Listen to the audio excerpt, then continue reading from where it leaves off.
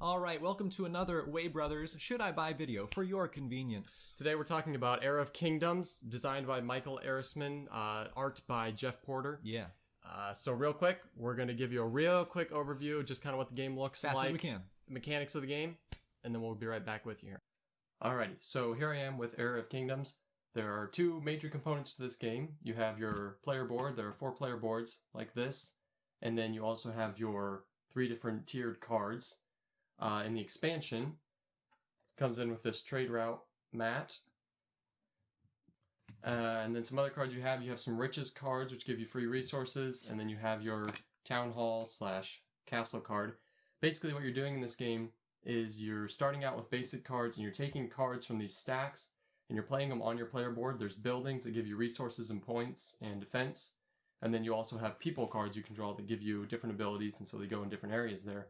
Basically, you start with the basic cards. Once you have enough of those, you get your town hall. Now you can draw from basic and from intermediate here. You can play both those cards out here. Eventually, you'll have enough intermediate cards where you can now have castle and you can draw advanced cards. And the advanced cards give you bonus points, points for stuff you have at the end of the game. They just have high point counts in general. That one's got 4 points and gives you lots of attack and defense. Eventually, somebody's going to draw this card right here, called the Age of Enlightenment, and that is when the game is over, and you would basically just go through and tally up all your points, both here, and then any riches you have left over also give you 1 point.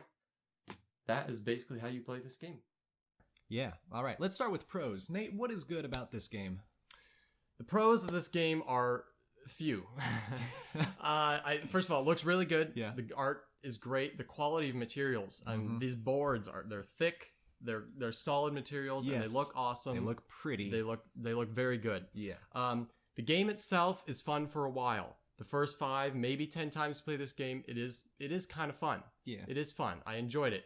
But in the long run, and you'll get onto this with the cons, it's not very complex, and so it loses replayability because of that. Yeah. But it's a fun game to play with your kids. You know, if you have preteen kids, younger kids, it's a fun game, easy to learn. And like I said, it is kind of fun for a while. So yeah.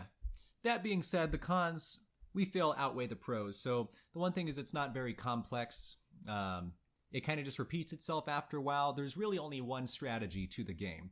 And one thing that why I lost interest pretty quickly after a few games is the resource component for how it works. There's 4 main resources. I don't remember them off the top of my head.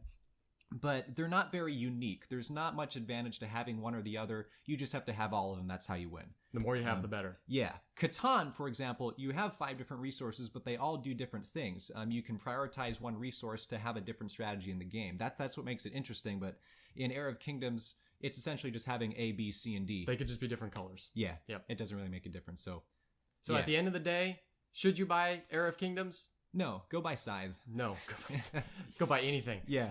Yeah. The game, and on top of all that, this game currently, as of today's date, is $40 on Amazon. $39.99. $39.99. Yeah. This should be a $30 game. Yeah.